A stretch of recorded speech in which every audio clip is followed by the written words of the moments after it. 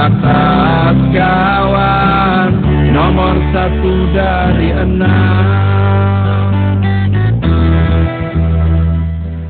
Ya, Assalamualaikum warahmatullahi wabarakatuh dan selamat malam saudara penonton TVRI Stasiun Sulawesi Tengah dimanapun saat ini Anda berada.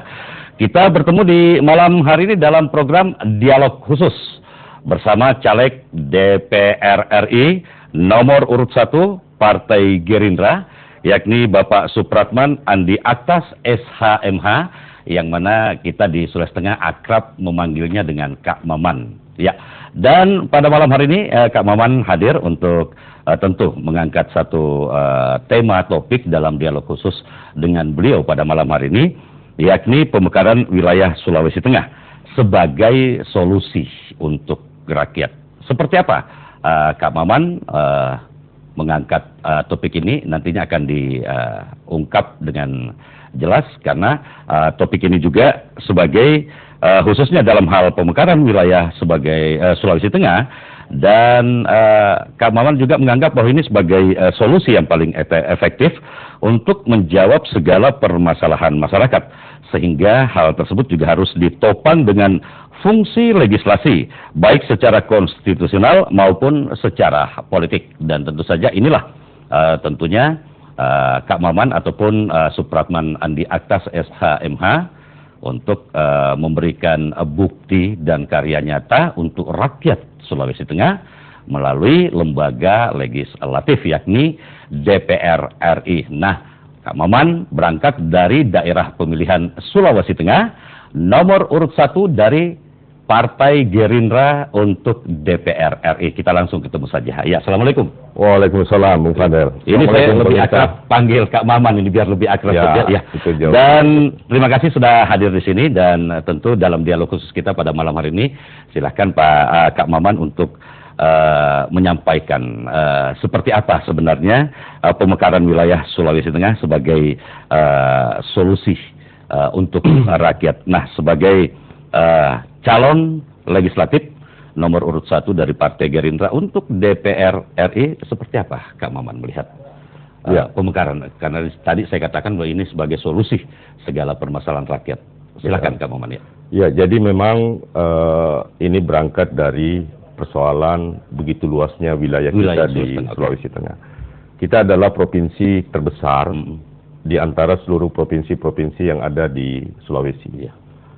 Tetapi infrastruktur dasar kita itu sangat jauh terkebelakang, belum menunjang. Persoalannya adalah tadi luas wilayah yang begitu besar, tetapi tidak dimaksimalkan dengan penyerapan dana-dana dari pemerintah pusat. Apa yang menyebabkan itu terjadi? Karena jumlah wilayah kabupaten kita itu sangat kecil jumlahnya. Kalau hari ini kita ada kurang lebih 12 plus 1 kota. Oh ya, 12 per Insya Allah menyusul lagi akan ada Kabupaten Motong dan Tomini Raya. Kita coba mengambil bandingan. Kalau ini saya berandai-andai ini, Pak. Saya tidak melihat angka-angka statistik yang pasti. Tapi logikanya simple. Kita tidak mungkin bisa mengejar daerah kita kalau jumlah kabupaten kita hanya 12 plus 1 kota. Dengan luas wilayah begitu besar. Bandingkan kayak seperti Sulawesi Selatan. Sulsel itu wilayahnya begitu kecil, tapi mereka memiliki 24 daerah otonom. Kabupaten kotanya ya. Nah, kita berandai-andai, kalau setiap kabupaten mendapatkan dana dari pemerintah pusat lewat APBN berupa DAU dan DAN, katakanlah rata-rata kurang lebih 500 miliar. Ini sekali lagi ini bukan angka, tetapi saya hanya memberikan gambaran yang 500 miliar. Itu artinya setiap tahun Sulawesi Selatan dengan 24 kabupaten mereka mendapatkan kurang lebih sekitar 12 triliun. 12 triliun ya. Dengan 24 daerah otonom. Kita Sulawesi Tengah yang begitu luas, tapi kita hanya mendapatkan 13 kali 500 berarti 6,5 triliun. 6,5 triliun. Jadi secara mudah kita pahami bahwa ini tidak mungkin kita bisa mengejar ketertinggalan. Tidak mungkin. Kita bersyukur wakil-wakil kita yang ada sekarang sudah memberikan kontribusi yang besar dalam bentuk pembangunan infrastruktur. Tetapi kan kalau kita lihat yang menjadi tanggung jawab pemerintah pusat, katakanlah jalan nasional. Itu berapa panjang sih dibandingkan tanggung jawab pemerintah kabupaten yang begitu panjang jalan kabupaten yang harus mereka selesaikan. Nah, karena keterbatasan inilah yang membuat kita tidak bisa bergerak. Oleh karena itu tidak ada cara lain di dalam frame saya yang ini kebetulan, insya Allah masyarakat memberi kepercayaan kepada Partai Gerindra, utamanya khususnya kepada saya. Selalu saya sampaikan bahwa minimal 10 daerah otonomi baru harus kita lahirkan di Provinsi Sulawesi Tengah ini. Kalau 10 daerah otonom baru kita lahirkan, itu otomatis. Kalau tadi saya katakan satu daerah otonom itu, kita rata-ratakan mereka mendapatkan 500 miliar. Ya. Itu artinya setiap tahun 5 triliun, hampir setengah dari jumlah yang ada sekarang. Iya. Kalau kita tambah daerah otonom. Iya, tambah daerah otonom. Nah, yang problem hari ini adalah harus ada keikhlasan.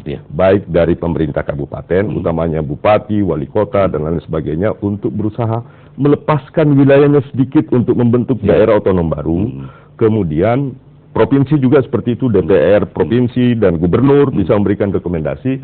Insya Allah kalau ini kita lakukan, itu akan memperbanyak jumlah uang yang masuk dibandingkan kita mengurus hal-hal yang berkaitan dengan, kalau soal pembangunan infrastruktur itu penting, yang bersumber dari APBN. Itu apa yang telah dilakukan itu sudah baik, tapi itu nggak cukup. Itu kira-kira gambaran dasarnya Pak Fadel. Jadi tentu pemekaran itu, Kak Maman ingin katakan bukan hal yang tabu untuk dilakukan. Jadi begini, kalau kita berkeinginan untuk melakukan itu, hari ini pemekaran kalau keinginan pemerintah pusat itu sudah ada moratorium. Kalau pemerintah pusat, tetapi kita tidak boleh berhenti di sana. Kenapa saya berani menjanjikan? Karena kebetulan kalau pemekaran itu adalah kan produk akhirnya undang-undang. Harus berbentuk, kabupaten itu harus dibentuk berdasarkan undang-undang. Nah, kalau dia berbentuk undang-undang, itu kan otomatis melekat di dalam jabatan anggota DPR untuk bisa kita wujudkan sebuah pemekaran daerah otonomi baru. Sehingga ini bukan sesuatu yang muluk-muluk, bukan sesuatu janji kosong kepada masyarakat Sulawesi Tengah, bahwa ini bisa kita lakukan dan inilah solusi satu-satunya yang bisa kita lakukan dengan bisa mempercepat proses pembangunan termasuk infrastruktur dasar yang ada di kabupaten-kabupaten dan mengejar ketertinggalan kita dengan provinsi yang lebih dulu lagi.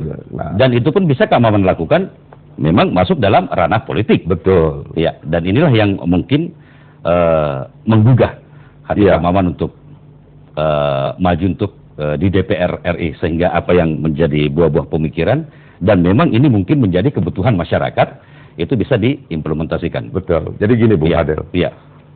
Tadi saya jelaskan itu ada 10 daerah kabupaten. Minimal harus kita bentuk lagi ya. Bung Fadel boleh bandingkan, boleh undang semua ahli, kita hitung semua dalam setiap tahun, itu berapa jumlah dana transfer daerah yang masuk ke Sulawesi Tengah. Di luar DAK dan DAU. Pasti nilainya kecil. Kalau tadi saya katakan 500, berarti 6,5 triliun harus masuk tiap tahun. Siapapun bupatinya, siapapun gubernurnya, itu sudah pasti. Itu sudah otomatis. Dan kita pasti terhindar dari cemohan-cemohan karena ini transfer uang itu tidak lewat kita, otomatis itu harus terjawab. Nah, Bung Fadel bisa lihat kayak seperti Sulawesi Utara. Hari ini Sulawesi Utara itu sudah terpecah menjadi 2. Gorontalo sudah berdiri. Tahun ini 65 daerah otonom baru plus 1 wilayah provinsi itu sudah disetujui oleh DPR. Insya Allah akan segera itu diparipurnakan karena amanat presidennya sudah keluar. Provinsi Pulau Mongondo Raya itu sudah lahir. Plus sekarang persiapan Provinsi Sangir Talaut. Bayangkan Sulawesi Utara yang begitu kecil, sempit, masih bisa melakukan pemekaran, bahkan sudah sampai ke pemekaran provinsi. Dan Bung Fadel bisa lihat, bayangkan, sudah kabupatennya banyak, provinsinya banyak.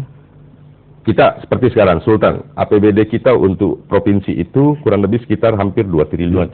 Jadi kalau 8 triliun, kalau masing-masing provinsi di Sulawesi Utara dengan 4 ini 2 triliun, itu artinya 8 triliun tadi di wilayah yang sama. Kita tetap dengan angka 2 triliun. 2 triliun itu tadi. Nah, jadi, itu kira-kira. Sehingga di dalam frame saya nyatakan bahwa insya Allah kalau masyarakat sekali lagi memberi kepercayaan yang kepada Partai Gerindra, khususnya kepada saya tidak ingin bekerja yang lain karena saya anggap inilah solusi paling simpel. Cuma butuh butuh keikhlasan dari pejabat daerah, utamanya bupati dan DPR kabupaten untuk melepaskan itu.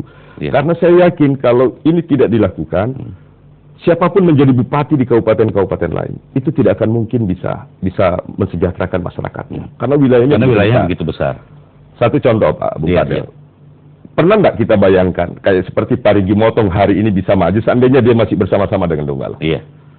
Pernah nggak kita bayangkan suatu saat bagaimana kalau kemudian seperti Kabupaten Sigi seandainya dia bersama-sama dengan Donggala? Padahal Donggala kurang lebih sekitar APBD-nya mungkin sekitar 700 atau 800 miliar. Sekarang dengan terpecah berdua digabung antara Donggala maupun Sigi, tambah Parigi, itu berapa banyak serapan dana anggaran yang harus kita lakukan. Nah, sehingga di dalam itu saya berkesimpulan bahwa di Sulawesi Tengah untuk mengejar ketertinggalan minimal kita harus mekarkan itu. Toli-toli Dondo Dampal harus kita mekarkan. Saya kebetulan ketua Presidium Pemekaran Dondo Dampal dulu. Kedua, Donggala Pantai Barat yang sekarang saya bersyukur lihat itu Donggala Utara. Itu sudah terbangun. Sudah ada geliatnya. Itu sudah cukup bagus. Kemudian Sigi, Kulawi harus kita mekarkan. Gitu. Kemudian Parigi Motong, alhamdulillah Motong sudah, ya saya juga turut berpartisipasi buat memberikan dorongan maksimal kepada Kabupaten Motong untuk mekar. Tomini Raya, kemudian Ampimabo juga harus kita lahirkan. Kemudian Sausu dan Parigi, sehingga di Parigi itu nanti akan ada 5 daerah otonom baru. 5 daerah otonom baru. Kemudian di Poso itu Lore, kemudian Pamona harus kita mekarkan, tidak boleh tidak. Yang di Tojo Una-Una, Kepulauan, harus kita mekarkan. Tojo Kepulauan itu entah apapun namanya, tetapi wilayah kepulauan itu harus berdiri sendiri menjadi satu daerah kabupaten baru. Kemudian di Banggai, Toili, Malanta, kemudian Bunta, dan lain-lain. 3 daerah ini itu memungkinkan untuk berdiri sebuah daerah otonom baru. Memungkinkan dalam hal persyaratan juga tadi menurut Kang Maman bisa ya. Sekarang problemnya adalah kalau kita tidak lakukan ini atau kalau kita bisa melakukan ini atas kebesaran jiwa semua pejabat-pejabat daerah dalam hal ini terutama kepada bupati, anggota DPR kabupaten bisa melakukan itu dan bisa melahirkan 10 daerah otonom baru. Maka kemudian kita suatu saat nanti ini saya diskusikan dengan Pak Gubernur, dengan Pak Longki, saya sudah diskusikan dan saya mengangkat ini. Ini juga saya diskusikan dengan Pak Wali Kota Palu, Pak Rusdi Mastura, dan gagasan ini juga banyak saya coba mengelaborasi pikiran-pikiran beliau berdua. Dan memang kita sependapat bahwa inilah solusi paling efektif ya. Kalau itu bisa kita lahirkan, sedikit saya jelaskan dulu supaya lebih utuh. Dengan melahirkan 10 daerah kabupaten baru, maka kemudian suatu saat kalau Kabupaten Motong itu berdiri, maka Kabupaten Parigi Motong kan tinggal menjadi kenangan. Nah, tetapi karena sudah berdiri 5 kabupaten di Parigi Motong, suatu saat kita berharap bahwa Provinsi Parigi Motong bisa lahir dari sana. Nah, itu pasti arahnya ke situ kan? Dari sana. Nah, yang kedua, dengan mekarnya Lore, kemudian Pamona, kemudian Tojo Una, maka apa yang diimpikan masyarakat selama ini tentang Sultim itu tidak perlu lagi karena tarik-menarik ibu kota. Sekarang ex-Kabupaten Poso, seluruhnya, Morowali, Tojo, Una-Una, kemudian Poso dan Lore, memenuhi syarat. Kita boleh suatu saat berpikir bahwa ke depan, Provinsi Sintuwu Maroso itu bisa kita lahirkan. Ada lagi satu provinsi. Dengan mekarnya Toili, dengan mekarnya Balantak, dengan mekarnya Bunta, bagaimana itu sehingga memenuhi syarat. Sultim tidak usah lagi tarik-menarik soal Poso dan itu bisa kita mekarkan. Jadi Sultim sudahlah kita kubur umpamanya, tapi kita boleh mendirikan untuk mendirikan Provinsi Banggai Raya. Provinsi Banggai Raya. Sehingga ke depan dalam anatomi berpikir saya dan kepada seluruh kedua orang yang begitu saya hargai, Pak Longki dan Pak Cudi, Kak Cudi, Pak Rusdi Mastura, Pak Wali Kota, ini sering kita diskusikan. Dan luar biasa, apa yang Pak Gubernur lakukan, termasuk Bupati Parigi Motong lakukan. Karena Parigi Motong itu adalah sejarah bagi pemekaran di wilayah kabupaten di Sulawesi Tengah. Belum pernah terjadi sebuah kabupaten itu bisa melahirkan 2 anak kembar sekaligus, seperti Motong dan Tomini Raya. Nah, ini harusnya menjadi inspirasi buat seluruh teman-teman bupati yang ada di daerah untuk itulah. Kalau kita cinta kepada rakyat, kalau kita ingin masyarakat kita itu bisa jauh lebih sejahtera, solusinya cuma itu. Sayang kepada rakyat ya solusinya itu. Ini kan banyak biasa rakyat itu mengeluh karena jauhnya. Betul. Untuk tanda tangan saja bisa sampai ratusan kilometer. Kang Maman, ini juga yang dikeluhkan rakyat. Nah, dengan pemekaran ini mungkin solusinya itu lebih mendekatkan pelayanan, lebih mengefektifkan pelayanan. Nah, Kak Maman ini, saudara penonton, adalah sekretaris Partai Gerindra Provinsi Sulawesi Tengah.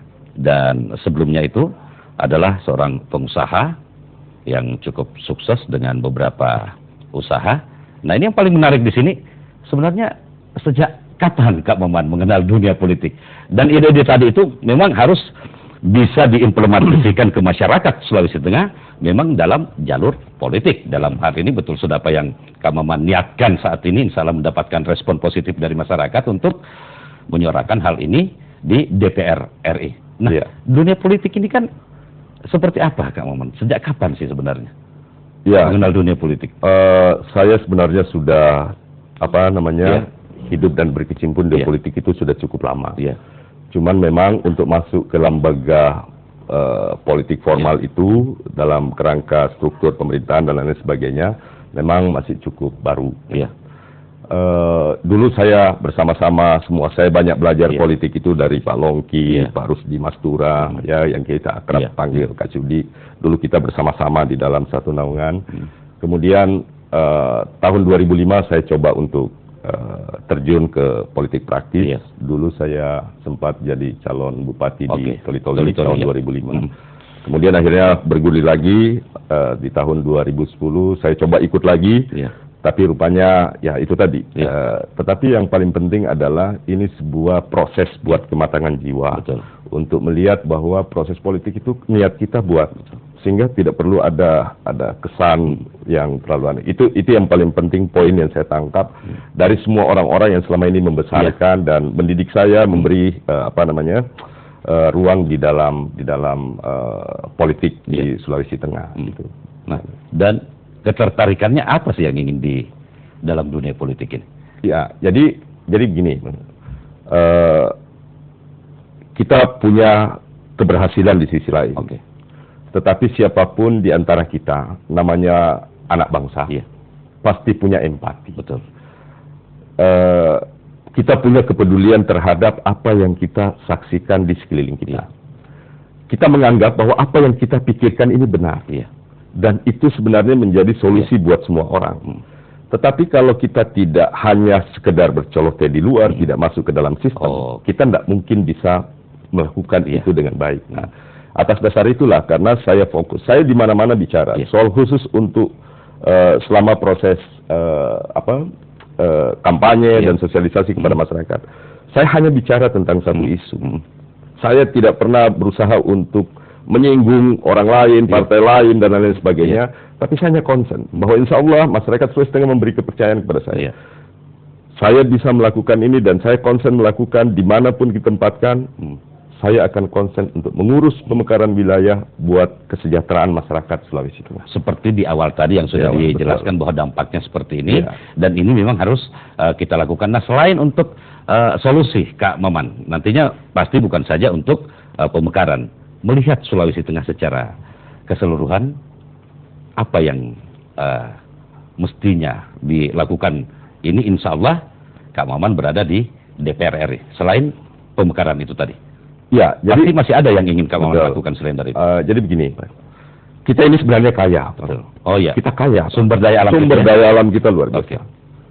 Anda tidak bisa membayangkan, Mufadel tidak bisa membayangkan orang dari Jakarta mau jauh-jauh investasi masuk ke Buol. Kalau tidak ada kalau tidak ada sesuatu yang istimewa di kita. Nah, itulah yang selama ini yang saya lakukan atas kepercayaan kemarin Pak Wali Kota memberi saya mempercayakan untuk membangun perusahaan daerah kota. Dan itu kita sudah buktikan bahwa harus kita manfaatkan secara maksimal sumber daya alam yang ada ini. Tetapi tadi itu, karena infrastruktur wilayah kita yang terbatas, listrik, jalan, bukan hanya infrastruktur dasar yang merupakan tanggung jawab pemerintah pusat, itu tidak ada problem.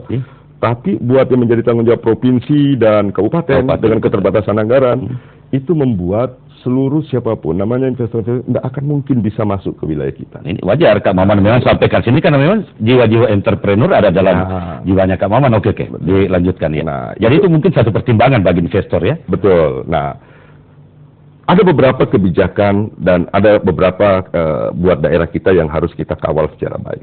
Katakanlah contoh, apa yang selama ini sekarang, insya Allah Kota Palu ditetapkan menjadi kawasan ekonomi khusus. khusus. Ya.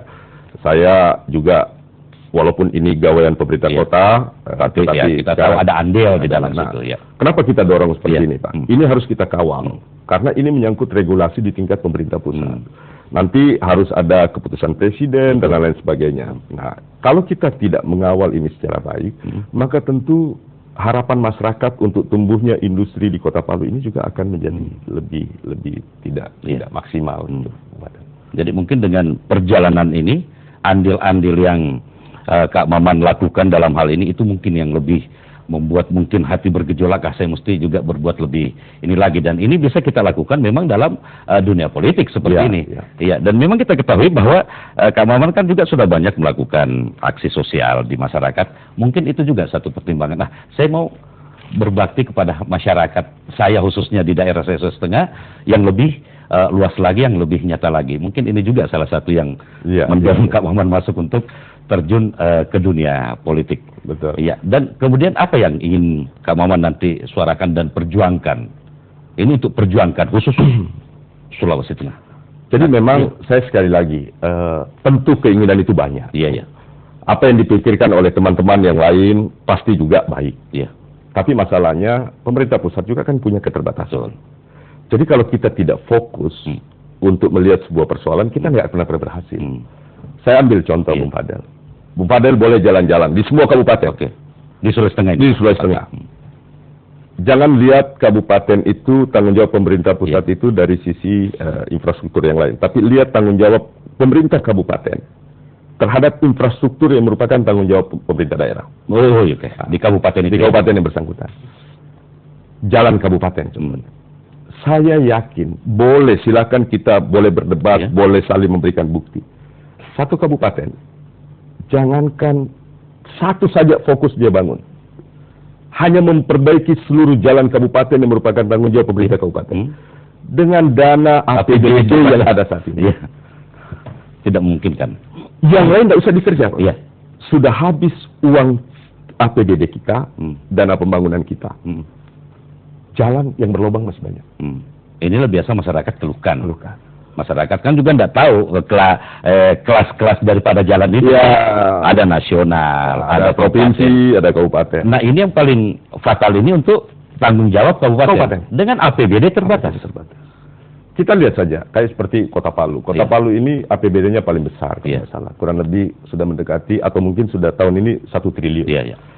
Tapi 1 triliun itu kurang lebih 55-60% itu buat rutin belanja pegawai. Berarti 40%. 40%. Kalau 50% anggap 500 miliar. Sekarang, bolehlah kita lihat. Semua, kalau sudah dibagi sekian sektor, dinas, dan lain-lain sebagainya. Berapa banyak yang bisa kita manfaatkan?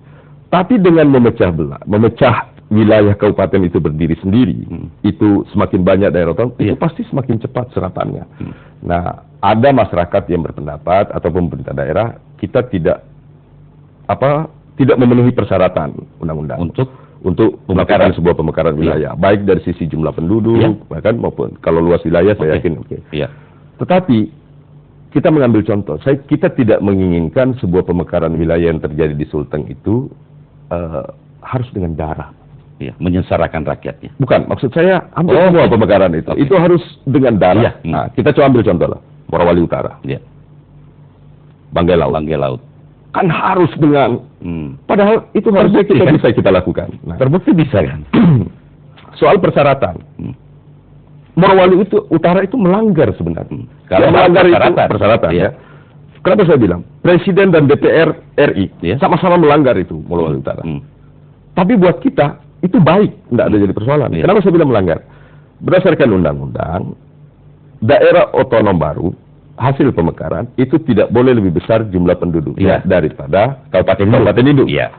Kedua, daerah kabupaten baru itu juga tidak boleh lebih besar, lebih luas wilayahnya dibandingkan kabupaten induk. Tapi apa yang terjadi dengan Morowali Utara? Morowali Utara malah lebih luas, lebih banyak. Lebih banyak dan lebih luas yang daerah pemekaran. Tapi itu juga tidak jadi problem. Itu artinya apa, Kamu? Karena memang untuk masyarakat kita lakukan. Dan itu butuh kan? Dan hal mendesak. Untuk mensejahterakan masyarakat. Jadi paling tidak Kang Maman ingin mengatakan apapun yang kita kerjakan demi untuk rakyat, insya Allah itu pasti akan ada berkah di balik. Betul, itu. Nah. Jadi itu sepanjang menyangkut syarat-syarat administratif, itu saya pikir bisa kita diskusikan, bisa kita lakukan.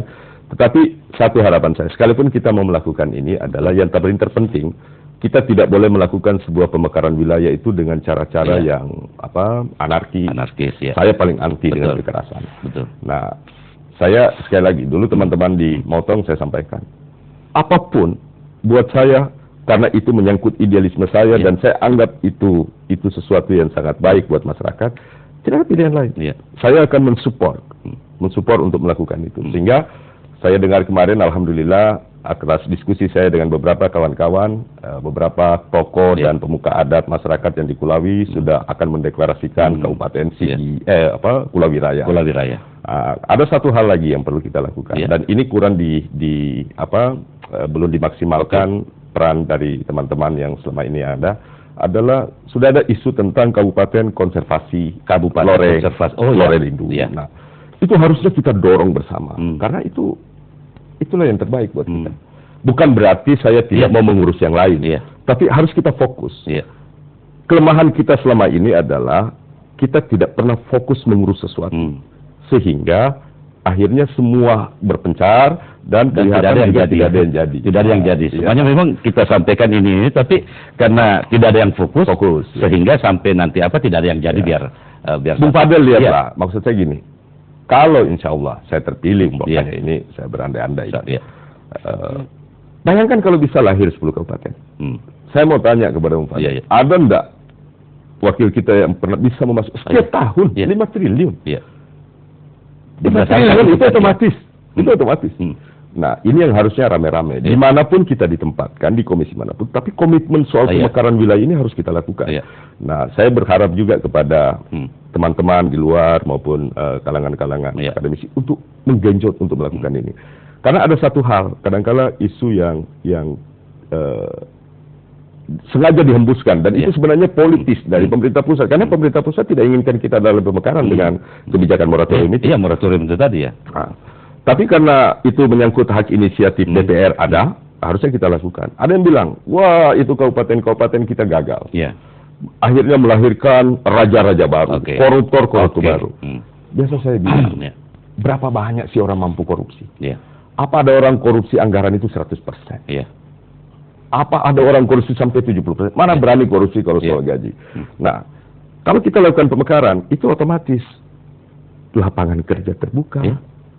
Kemudian selama ini menyangkut konflik-konflik, menyangkut di politik itu bisa, karena semakin banyak ruang untuk orang bisa beraktualisasi diri, khususnya di bidang politik. Nah, kalau begitu panjangkan tentu saja, seperti itu tadi, mungkin ada masyarakat begitu habis masa jabatan bupatinya tidak pernah lihat bupatinya kan, karena mungkin berada di pedesaan dan begitu jauhnya jarak untuk berkunjung ataupun melihat bupatinya langsung. Nah, ini mungkin bisa lebih memperpendek, dan itu tadi yang paling penting, pelayanan kepada masyarakat bisa lebih maksimal. Nah, pertanyaannya kemudian Kak Maman, setelah Kak Maman insya Allah dipercaya masyarakat Sulawesi Tengah untuk duduk di DPR RI, dan satu hal yang fokus akan diperjuangkan, yakni Sulteng ini paling tidak harus mekar. Nah, pada saat duduknya di sana bukan di komisi yang menentukan pemekaran itu misalnya mungkin Kak Maman duduk di komisi yang pertambangan misalnya, atau apa yang seperti apa nanti lobby politik akan dilakukan di DPR itu kan lembaga politik. Lembaga politik. Kita boleh duduk di komisi secara formal, ada tugas dan tanggung jawab. Tetapi partai ini kan ada fraksi, kemudian ada lobby antar bersama Nah, itu tidak boleh menutup ruang kita untuk memperjuangkan bersama. Nah, insya Allah siapapun 6 orang yang mewakili nanti Sulawesi Tengah, siapapun, harapan saya cuma satu. Ke-6 orang ini, itu dimanapun ditempatkan oleh partai masing-masing, di komisi manapun, tapi harus ada kesamaan visi, kesamaan tujuan, bahwa pemekaran ini harus kita lakukan bersama. Karena itu tadi, Sulawesi Tengah harus kita lihat dia untuk bisa sejajar dengan provinsi-provinsi yang lain. Bung Fadel bisa lihat serapan kita dalam kerangka pertumbuhan ekonomi rata-rata di Sulawesi itu, apa yang membuat kita miskin sebenarnya? Cuma satu, Pak. karena kurangnya jumlah uang yang beredar di tengah masyarakat. Di tengah masyarakat Sulawesi Tengah. Nah, jumlah uang yang beredar di masyarakat kita itu sumbernya cuma satu yang terbesar, hanya dari APBN. Bung Fadel tahu, dari 100% jumlah uang beredar di Indonesia, itu 85%-nya itu ada di Pulau Jawa. Jadi 15% ini yang kita bagi-bagi dengan Timur. Timur semuanya, termasuk Sumatera dan lain sebagainya. Bayangkan, 15%. 65% dari 85% tadi itu ada di Jabodetabek. Iya. Sehingga jangan heran kalau kemudian Bung Fadel bisa melihat Jakarta itu mau di apapun itu menjadi destinasi buat semua orang. Betul. Nah, kenapa? Karena jumlah uang yang beredar. Perputarannya. Orang keluar saja itu mudah untuk mendapatkan pekerjaan, mudah mendapatkan uang, ngamen, kadang-kala mengemis dan kita di Sulawesi dengan jumlah uang yang beredar 15. Sehingga apa cara yang paling mudah instan buat kita mengambil uang dari Jakarta? Dari luar ya. Itu tadi. Nah ini kan sumber daya alam kita kan melimpah. Ya.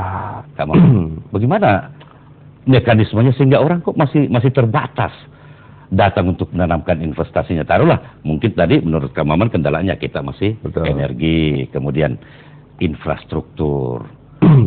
Jadi gini Bung Fadel, itu soal sumber daya alam. Betul kita kaya dengan mineral-mineral tertentu kayak seperti Morowali, kemudian dengan nikelnya, kemudian minyak kita ada gas, ada perkebunan dan lain sebagainya.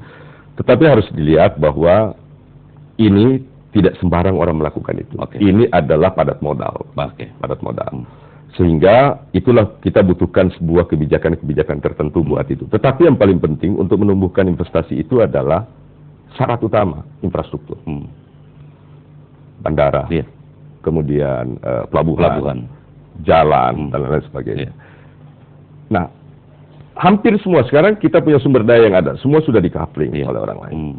Ada beberapa perusahaan, katakanlah, itu tidak hanya sekedar mengkapling, kemudian itu tidak dikerjakan. Nah, ini juga menjadi tantangan buat kita. Tetapi insya Allah lah dengan kekayaan alam yang ada sama kita, ditambah dengan partisipasi masyarakat dalam bentuk, apalagi dengan pemekaran wilayah itu, saya yakin Sulawesi Tengah akan jauh lebih maju. Oh iya, dan itu pun optimis lah itu, Bung Fadel. Kita harapkan bahwa tentu dengan usia muda, dengan ide-ide dan pemikiran yang cemerlang sangat luas khusus untuk Sulawesi Tengah seperti sosok Supratman Andi Aktas SHM inilah yang paling tidak kita bisa menitipkan amanah itu sehingga tentu sebagai masyarakat Sulawesi Tengah tentu juga kita punya cita-cita ya bahwa bisa terwujud bahwa kita pun bisa lebih maju dari provinsi-provinsi yang ada di khususnya di kawasan timur Indonesia dulu. Dan tentu saja selain pemekaran. Nah, Kang Maman, ini ada moratorium meskipun tadi sudah disampaikan. Nah, itu kan DPR RI yang bikin undang-undang. Nah, moratorium dikeluarkan oleh pemerintah. Nah, tentu dengan undang-undang yang ada yang kita godok di DPR RI tentu bisa apakan moratorium ini. Apa yang Kang Maman ingin dorong nanti di dalam? Kalau masih moratorium ini masih tetap pemerintah berlakukan. Moratorium tidak ada masalah. Yang tidak akan membuat usulan pemekaran itu adalah pemerintah. Pemerintah daerah? Bukan, pemerintah pusat. Ya kan? Itu pasti. Dia pemerintah pusat tidak akan pernah usulkan. Apalagi presiden. Kan undang-undang itu kan dibuat oleh presiden bersama DPR. Nah, kita punya sebagai lembaga itu punya hak masing-masing. Kenapa saya berani suarakan ini? Karena kan ada hak inisiatif. Ada hak inisiatif yang melekat di legislatif itu. Nah, boleh pemerintah tidak lakukan. Sama seperti sekarang. Kan mana ada sebuah daerah otonomi baru yang lahir atas inisiatif pemerintah. Tapi kenapa? Yang terjadi selama ini adalah tidak akan mungkin pemekaran ini kita berhentikan. Tidak akan mungkin. Karena lembaga DPR, partai berkepentingan untuk melakukan itu. Yang kita sayangkan adalah satu. Kenapa proses pemekaran di Sulteng itu nanti ada gaungnya mendekati pemilu? Karena problemnya di situ. Mendekati pemilu. Padahal kalau ini kita lakukan terus-menerus, katakanlah satu. Itu siapapun kalau ada inisiatif keinginan oleh masyarakat ditambah dengan pemerintah daerah, DPR mau apa? Mereka mau dihukum oleh rakyat. Partai mana yang coba untuk menghalangi sebuah pemekaran? Kalau itu sudah di sana. Nah, itu yang saya maksud, manfaatkan ini. Yang terjadi selama ini adalah kita selalu pesimis. Pesimis. Ya, pesimis. Yang kedua, itu sudah ada pesimis. Ya. Oh, tidak mungkin pemerintah sudah moratorium. Ya. Padahal buktinya Mau Tong dan Tommy Raya lahir. Dan pesimis juga tentang Morowali Utara bahwa tidak memenuhi persyaratan. Tidak memenuhi persyaratan. Dan kemudian luas wilayah lebih luas pemekaran daripada Indo. Betul. Tapi itu dengan kekuasaan Allah juga jadi. Dan juga tidak ada apa-apa kan? Betul. Dan tetap berjalan sampai sekarang. Betul. Idealnya singkat saja Kak Maman. Jika insya Allah Kak Maman duduk di DPR RI, wakil dari Sulawesi Tengah. Idealnya pemekaran itu kan tadi target minimal 10 untuk Sulawesi Tengah. Paling tidak bisa mensejajarkan dirilah dengan, dan tiap tahunnya apakah tiap tahun harus 2 atau? Ya, jadi kalau kita bagi dalam periode, makanya saya bilang tadi saya mengajak kepada siapapun nanti yang duduk. Kalau kita mau lahirkan, ini setiap tahun harus kita lahirkan. Harus 2 ya. Nah, ini semua tergantung dari pemerintah daerah. Pemerintah daerah, bupati maupun Dewan Perwakilan Rakyat Daerah. Karena itu mutlak harus mendapat persetujuan dan pengesahan dari rekomendasi Kemudian juga tergantung kepada gubernur, kemudian DPR provinsi. Nah, khusus kepada Pak Gubernur, beliau sudah menyatakan ke saya justru jauh lebih senang. Itu kata-katanya Pak Gubernur kepada Pak Longki waktu. Termasuk halnya dengan Pak Rusdi Mastura, Pak Wali Kota itu. Pak Longki menyatakan bahwa saya lebih senang itu supaya masyarakat lebih dekat dengan aspek pelayanan, aspek pelayanan. Nah, kalau itu dilakukan, bayangkan, Bung Fadel satu hal. Masa sekarang kita KTP gratis? KTP katanya gratis. Tapi jarak dari itu dia. Ujung kabupaten ke ibu kota kabupaten mengurus KTP. Mau foto saja kan? Mau foto dan biayanya pulang balik berapa banyak? Meskipun gratis KTP-nya, tapi perjalanannya ini juga meninggalkan lagi pekerjaan. Betul. Jadi inilah yang akan kita perpendek pelayanan sehingga kos meskipun dikeluarkan masyarakat kita akan tetapi kosnya sangat kecil. Betul. Baik Kak Maman, dan baik saudara penonton, dalam dialog khusus kita dengan Bapak Supratman Andi Aktas SHMH, caleg DPR RI nomor urut 1 Partai Gerindra dari Sulawesi Tengah, kita akan seligi dulu dengan, saya akan memberikan kuis untuk 3 pemenang, dan silakan saudara penonton menjawab kuis melalui pesawat telepon yang kami siapkan di 452414 dan di 47999995. Nah, kuisnya seperti ini. Pertanyaannya, sebutkan berasal dari partai apa?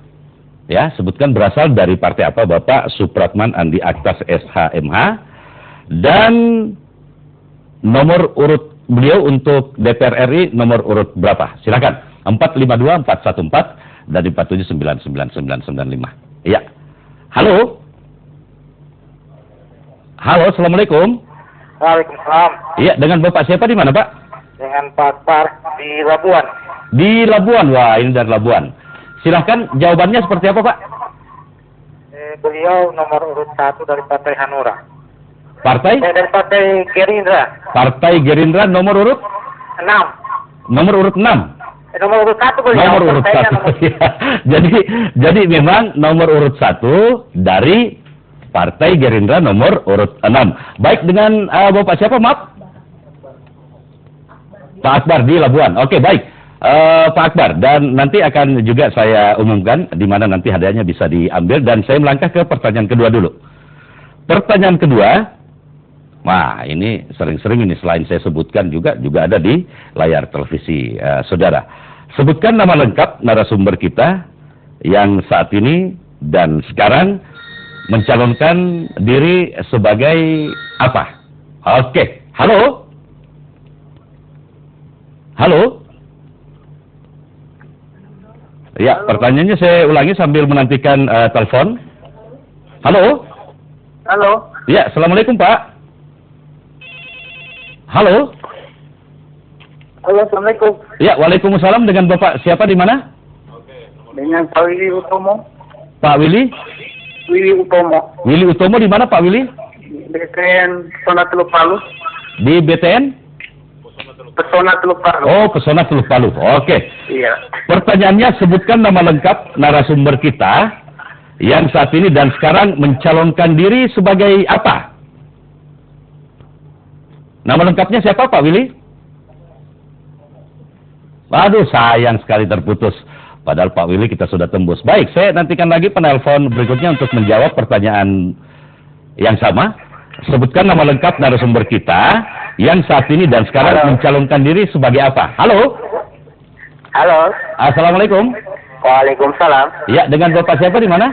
Pak Herman ini dari Labuan ini. Pak Herman dari Labuan. Nah, silakan Pak Herman langsung jawabannya. Supratman Andi Aktas, Sarjana Hukum MH. Iya. Saat ini mencalonkan diri sebagai Calon DPR RI. nomor urut Nomor urut 1. Dapil. Dari Partai Gerindra. Oh, Nomor 6. padahal di jawaban tidak ada tapi masih sempat dia jawab. Kak Maman. Baik, terima kasih. Dan ya, satu lagi kami berikan kesempatan dan pertanyaan kuis yang ketiga. Tadi di awal kita langsung ada jinglenya Kak Maman. Ya, saya pikir dan saya harap ini bisa masih terngiang dalam ingatan kita. Pendek saja dan silahkan dinyanyikan. Ya, silakan 452414 dan 479. Halo? Halo? Halo?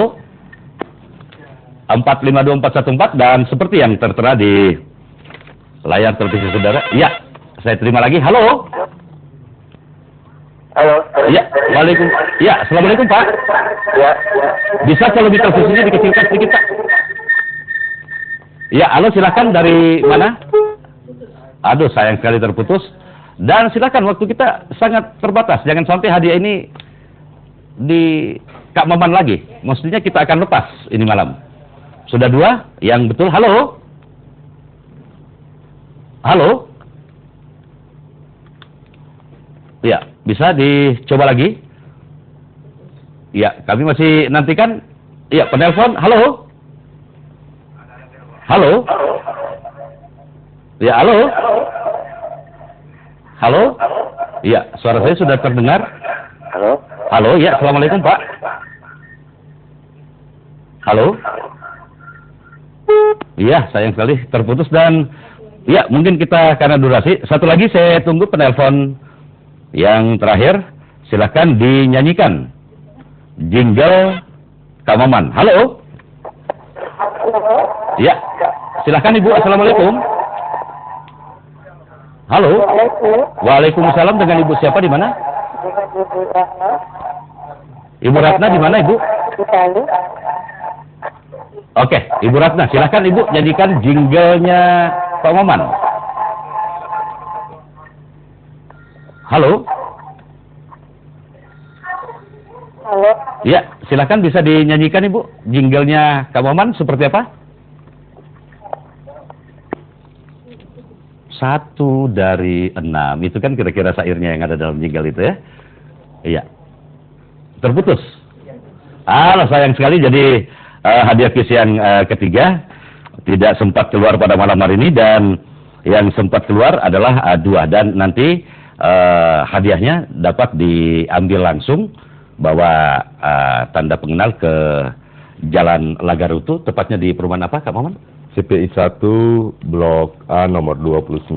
CPI 1 Blok A Nomor 29. nomor 29 di Lagarutu. Ya. Jalan Lagarutu ya Kang. Ya.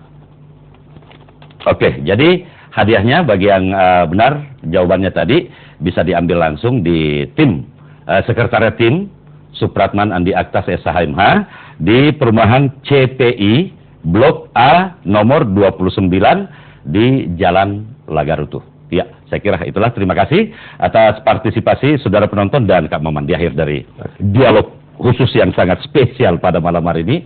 Karena saya juga sangat ketahui pasti bahwa begitu padat perjalanan Kak Maman mengisi waktu tahapan kampanye sampai tanggal 5 April. Dan alhamdulillah malam hari ini kita bisa undang dan langsung melakukan dialog khusus di TVRI Sultan. Apa yang Kak Maman ingin sampaikan kepada masyarakat sehubungan dengan niat dan sebagai calon legislatif nomor urut 1 DPR RI dari Partai Gerindra Sulawesi Tengah. Ya. Silahkan Kak Maman. Ya. Jadi terima kasih Bung Fadel. Ya. Intinya kita berusaha untuk berbuat yang terbaik buat rakyat lah.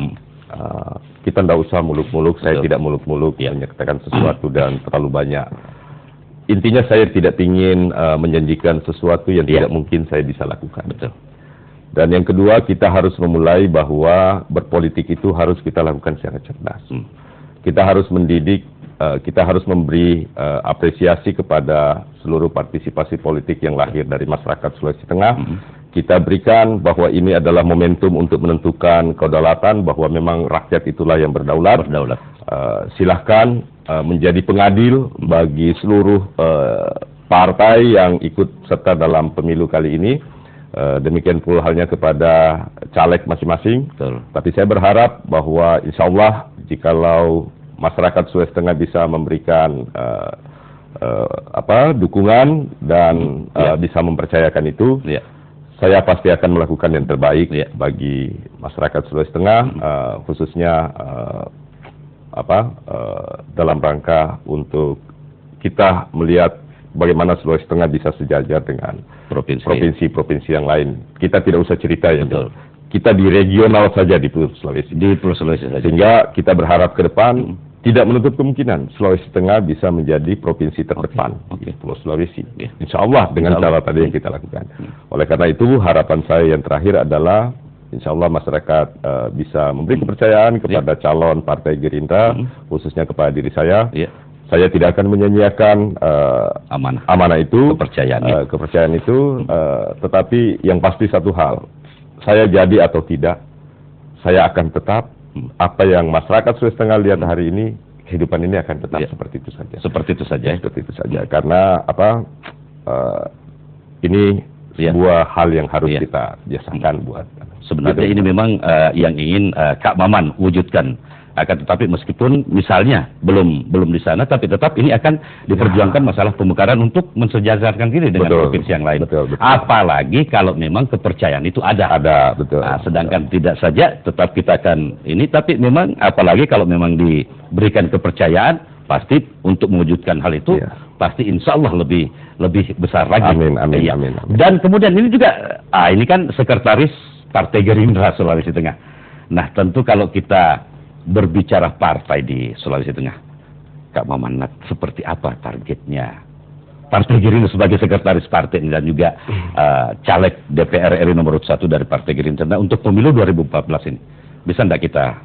Ya pasti semua partai Bung Fadel idealnya tidak ada satupun yang tidak punya rasa optimisme untuk bisa meraih yang terbaik lah. Dan itu terbukti dengan kita lakukan kampanye. Nah, khusus kepada internal Partai Gerindra, memang kita juga punya target-target tersendiri. Tetapi selalu Pak Ketua, Pak Longki sampaikan bahwa yang terpenting untuk kita lakukan adalah jangan pernah menjanjikan sesuatu yang muluk-muluk kepada masyarakat. Jangan pernah menebar sesuatu yang di dalam pikiran dan hati kita tidak mampu kita wujudkan. Nah, ini harus kita lakukan dari awal supaya kita berpolitik itu secara nurani, secara sehingga nanti apatisme masyarakat terhadap politik itu nanti bisa terkikis dengan sendirinya. Ini artinya bahwa marilah kita memberikan pendidikan politik yang santun. Kita tidak usah saling menghujat, kita tidak usah saling mengkritik yang lain dan sebagainya, tetapi tampilkan apa adanya yang terbaik buat masyarakat Sulawesi Tengah. Itu akan jauh lebih baik, elegan, sehingga apapun hasilnya kita serahkan. Kita pasrahkan kepada yang di atas dan kita serahkan kepada masyarakat Sulawesi Tengah, pemilik kedaulatan untuk melakukan, mengadili ini dan memberi siapa yang didukung, siapa yang tidak. Apapun hasilnya, semua harus legowo. Masyarakat kita kan sudah cerdas, jadi tidak perlu lagi kita dan mereka pun belum kita bicara, mungkin dia sudah bisa paham bahwa visi misinya Partai Gerindra seperti ini. Sehingga meskipun caleg-calegnya misalnya tidak terlalu menjanjikan apalagi menjanjikan yang tidak mampu kita seperti yang dikatakan oleh. Jadi itu tidak gini, Pak Fadel. Memulai sesuatu jangan dengan diawali dengan dusta. Itu yang tidak boleh. Itu harus melekat. Jadi itu keyakinan saya harus seperti itu. Itulah cara saya dididik oleh baik orang tua maupun senior-senior saya, Pak Longki, Pak Rusdi, ya di dalam berpolitik itu. Tidak boleh kita memulai sesuatu itu dengan kata-kata dusta. Sehingga katakan apa adanya. Kalau kita sudah berkata benar, tapi orang lain juga tidak, silakan. Itu kita serahkan sebenarnya. Sehingga yang jelas hari ini wujudkan kedaulatan itu ada di tangan rakyat. 9 April itu adalah harinya yang ditunggu-tunggu. Tentu juga Kak Maman ingin menyampaikan bahwa ya masyarakat silakan berbondong-bondong ke TPS. Berbondong-bondong ke TPS. Jangan sampai 9 April itu 9 April. Jangan sampai ada yang tidak menggunakan hak pilihnya. Jangan apatis. Jangan putus asa bahwa apa yang dilakukan itu adalah yang terbaik buat masyarakat. Dan ke TPS itu ya paling tidak begitu membuka, lihat Partai Gerindra. Ya, nomor urut 1 ya. Nomor urut 1. Jadi namanya Supratman Andi Aktas SHMH untuk DPR RI. Maksudnya malah ada cara termudah. Jadi satu-satunya mungkin yang partai itu di dalam bilik itu, kalau bisa memberikan dukungan kepada Partai Gerindra, khususnya kepada saya, lihat saja gambar kepala burung. Satu-satunya gambar kepala burung yang ada di dalam logo partai yang dalam itu hanya ada Partai Gerindra. Jadi itu saja. Sudah seperti itu. Sudah. Memang juga logonya Partai Gerindra juga sudah sangat familiar di masyarakat. Baik, Kak Maman, terima kasih atas kesempatannya ini, dan kita pun berharap bahwa apa yang dicita-citakan, apa yang diniatkan untuk masyarakat dan daerah Sulawesi Tengah hanya bisa dilakukan secara maksimal jika Kak Maman ataupun Supratman Andi Aktas SHMH berada di Senayan. Amin. Ya, dan itulah yang akan kita wujudkan nantinya, dan tetap ini saya pun sebagai bagian dari masyarakat Sulteng, Kak Maman, tetap akan menagih hal ini. Itu paling tidak begitu duduk di sana, paling tidak kita cari nomor teleponnya Kak Maman seperti apa. Ini sudah 6 bulan belum ada.